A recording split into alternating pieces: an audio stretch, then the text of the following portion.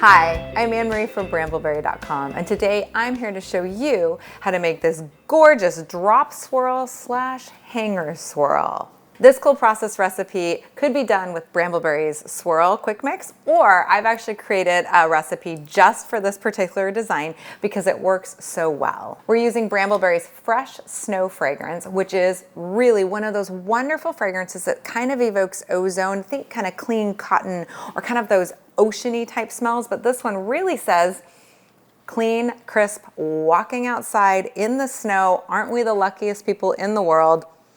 I've also chosen two colors for this to really make you think, that is actually a unique kind of holiday type of soap, but really this goes for all year round. Another reason I chose the Fresh Snow is it does stay perfectly white in soap. That makes this design really stand out. Now, if you haven't ever made soap before, please go back and watch our beginner soap making series on this channel, or get any one of my 3 books. They will teach you how to make soap. This is kind of more of a medium, not quite advanced project, but it's definitely not for the faint of heart or beginners. So let's go over the stars of the show. Already talked about our fragrance, the beautiful Fresh Snow fragrance. Our colors, definitely the most important part of this entire process, which is our Stormy Blue Mica, our Cobalt Blue Mica, the Luna UltraSparkle Mica, which goes on the top, and then finally titanium dioxide to really help pump up that white that we get with this gorgeous Fresh Snow.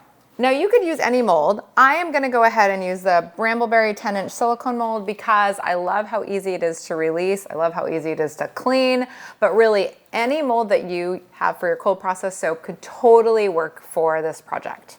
And finally, the essential tool, the Hanger Swirl. So one of the things with the Hanger Swirl tool is you want to make sure you have bent it already so it fits in your mold, because you don't want to have everything poured and then not have this fit in the mold.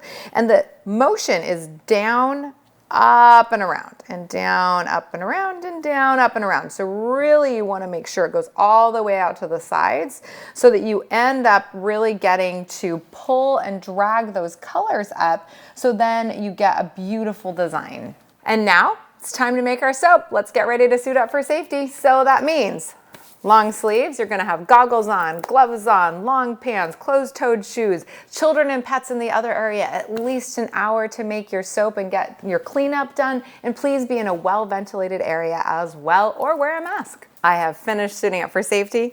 I have my recipe fully measured out in here by weight. My lye water is here with my sodium lactate in it already. The recipe is down below. Make sure you read it. It's a custom recipe just for this project, and I'll be talking you through the recipe as we make our soap. Before I pour my lye water in, just want to point out I do have all my colors pre-mixed in a little bit of lightweight oil. My fragrance is weighed out already. My mold is clean and ready to go with my Hanger Swirl tool already, and my mica's over there ready to sprinkle on top. And I do have my mixing containers ready as well. Preparation is the key to a successful soap making experience. One of the interesting things about titanium dioxide that I just wanted to point out while I'm pouring my lye water into my oils is that sometimes it gets a little bit clumpy. If your titanium dioxide is a little bit clumpy before you start pre-mixing it into your oils, you can always toss it into a little coffee grinder just to make sure it's micronized really well before you start making soap with it. Now this recipe uses castor oil, and the castor oil is in there just to give this a little bit of larger lather stability. I'm also using rice bran oil in here to help augment the olive oil, because the olive oil adds to skin conditioning, it adds to the bar being really soft and gentle, but olive oil can be kind of expensive. And so I've got a little bit of rice bran in there as well to help with that. I've got my traditional palm and coconut oils in there, and then a little bit of avocado for some moisturizing. First things first, I'm going to pour out just about 150 milliliters for my accent colors.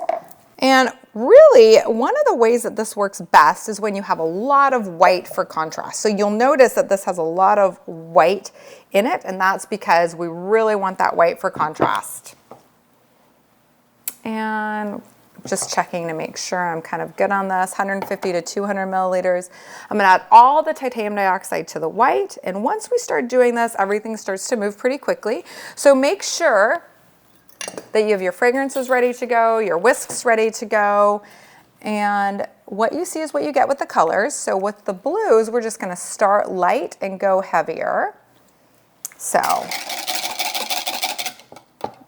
and you'll notice that this is not quite fully mixing in, but I'm kind of looking at it, and it's a nice color, so I will give it a full mix in just a minute. And my blue is gorgeous. I'll give that a full stick blend in just a minute, and then I'm gonna go ahead and give my white a quick mix. Now, I'm gonna give these a quick stick blend before I add my fragrance in. I'm gonna start with my white, because that way I don't have to wash my stick blender. Okay. Perfect. And these are nice, medium trace right now. And we don't want them to get any thicker. So we're done with our stick blender, and now we're gonna add our fragrance. So we're just gonna split it, kind of eyeball it, and then we'll mix it in. And we'll mix it in. The white is going in first, and again, this is so I have less dishes. And the white is our contrast color here, so we're really gonna want that white to be on the bottom. Then we're gonna start drop swirling from different heights and different angles for our blue. Okay, Hanger Swirl tool off to the side.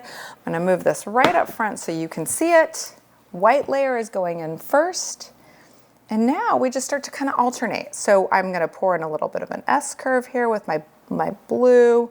Then I'm gonna do a little bit more white from up top. Then I'm gonna go with a little bit of the darker blue and do a different design there. And then this is where we start to kind of be thinking, okay, how are we gonna finish this at the very top? So I'm done with my whites. So we're gonna be pouring here. We're gonna be pouring really high up now because we want to make sure that we get the blue all the way to the bottom. I'm gonna go ahead and just spoon this out because we don't wanna have any excess material. Plus it certainly makes our washing dishes easier. And then this guy, we're gonna go up high again. Whee! We're dropping that all the way in, a little bit at the top, spoon it out, make sure that it's all there. And now is where we get to kind of play with our design just a little bit. So now we have our white, and I'm just gonna go ahead and pour that just right down the middle. And we have a lot of blue on our side. So now we can choose to do a linear swirl, we can choose to do a spoon swirl, whatever we want. I love to do a linear swirl, so I am going to do that at the very end.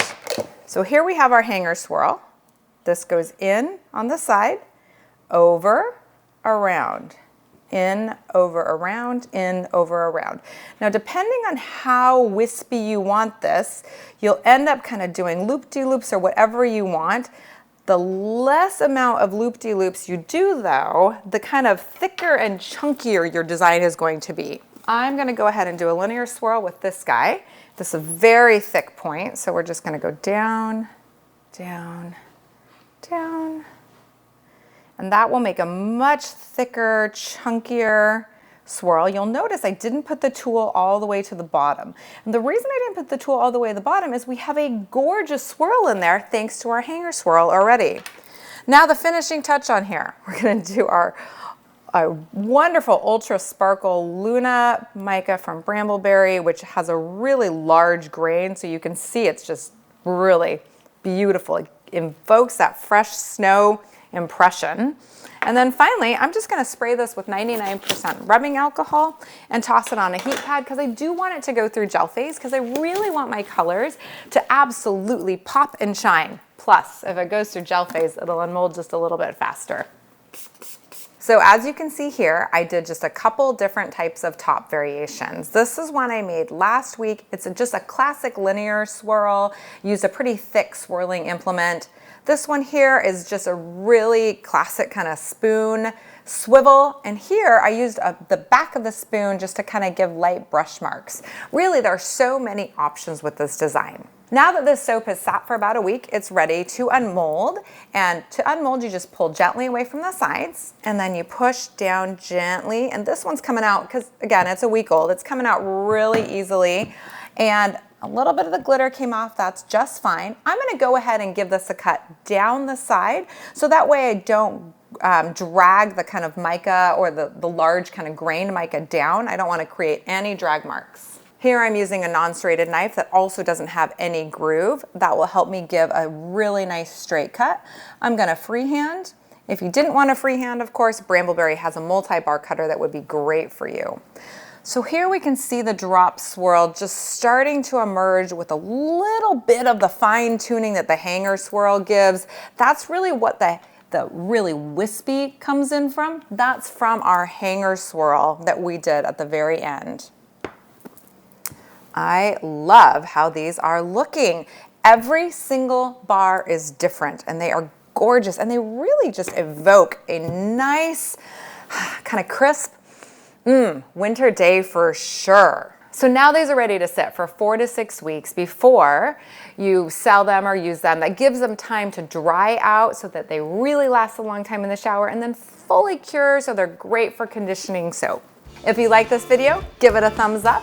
Please subscribe to our channel so you're notified each and every time a video comes up. Comment below, would love to hear if you like the more detailed design or kind of this more chunky design.